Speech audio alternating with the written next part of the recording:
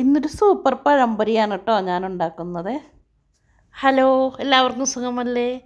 നാട് വിട്ട് ലോകത്തിൻ്റെ ഏത് കോണിൽ പോയാലും നമ്മുടെ നാട്ടിലെ എണ്ണക്കടിയെ നമുക്ക് മറക്കാൻ പറ്റില്ല.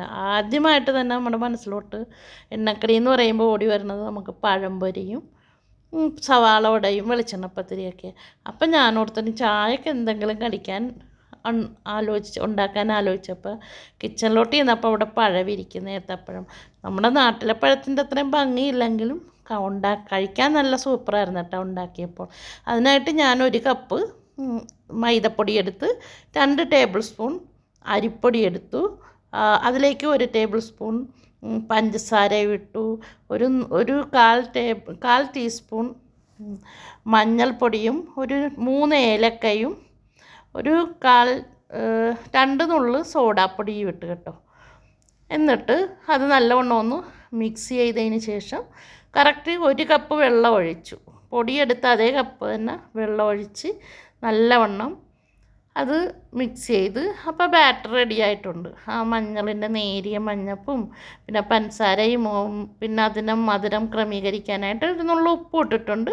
പിന്നെ സോഡാപ്പൊടി ഇട്ടിട്ടുണ്ട്. നല്ലവണ്ണം മിക്സ് ചെയ്ത് അരിപ്പൊടി ഇടുന്നതൊന്ന് ക്രിസ്പി ഇരിക്കാൻ വേണ്ടിയിട്ടാണ്.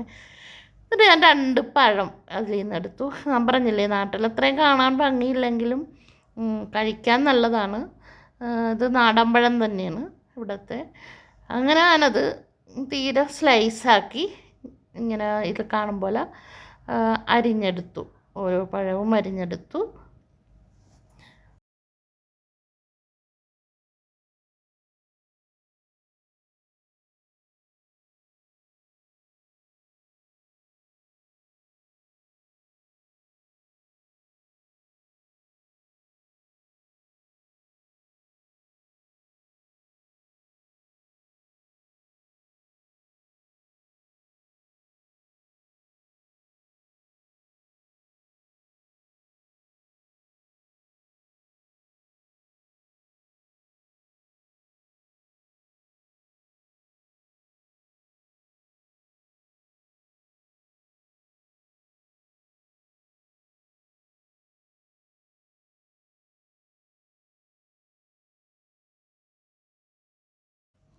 തീരെ തിന്നായിട്ടാണ് കേട്ടോ, നേരിയതായിട്ടാണ് ഞാൻ പഴം അരിഞ്ഞെടുത്തത്. അപ്പോൾ പഴമൊക്കെ അരിഞ്ഞ് ഒരു സൈഡിൽ വെച്ചതിന് ശേഷം ഈ ബാറ്റർ നല്ല കറക്റ്റായിട്ട് ബാറ്റർ റെഡിയാക്കി വെച്ചിട്ടുണ്ട്. എന്നിട്ടൊരു പാൻ അടുപ്പേ വെച്ചു. കുറച്ച് എണ്ണ ഒഴിച്ചു. ആവശ്യത്തിന് എണ്ണ ഒഴിച്ചു. എണ്ണ തിളച്ച് വന്നപ്പോൾ ഒരു തുള്ളി പൊടിയിട്ട് നോക്കിയെന്ന് വെച്ചാൽ എണ്ണ ചൂടായോ എന്നറിയാൻ വേണ്ടിയിട്ടാണ്. കാരണം തിളച്ച എണ്ണയിലേക്ക് ഇടുമ്പോഴാണ് പഴംപൊരി നല്ല ക്രിസ്പിയായി വരണം, അല്ലെങ്കിൽ അത് എണ്ണ കുടിക്കും.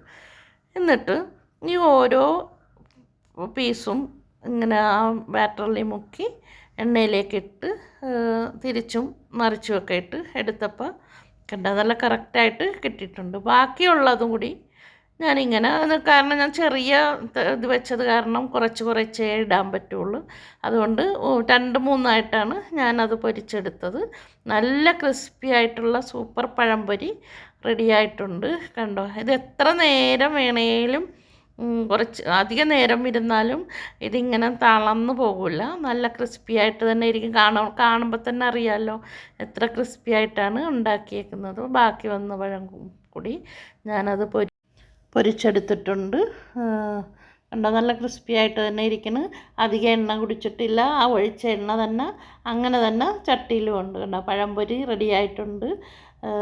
നമുക്ക് പെട്ടെന്ന് ഗസ്റ്റൊക്കെ വന്നാൽ നമുക്കത് വേഗം പഴം പൊരിച്ചെടുക്കാൻ പറ്റും.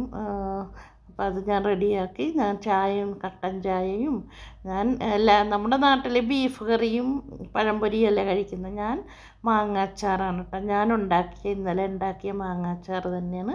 കണ്ടിട്ട് പഴംപൊരി മാങ്ങാച്ചാർ നല്ലൊരു കോമ്പിനേഷനാണ്. എല്ലാവരും ഒന്ന് കഴിച്ച് നോക്കണം. അപ്പോൾ കട്ടൻ ചായയും പഴംപൊരിയും നാരങ്ങാച്ചാറുമായിട്ട് ഞങ്ങൾ ചായ കുടിച്ചു. ഉണ്ടോ, നല്ല ക്രിസ്പിയാണ്. കാണുമ്പോൾ തന്നെ അറിയാമല്ലോ. അപ്പോൾ എല്ലാവരും ഞാൻ ഉണ്ടാക്കിയ പോലെ തന്നെ ഈ പഴംപൊരി ഒന്ന് പൊരിച്ച് നോക്കി കഴിച്ചതിന് ശേഷം ലൈക്കും കമൻറ്റ് സബ്സ്ക്രൈബൊക്കെ ചെയ്യണം. ഓക്കെ.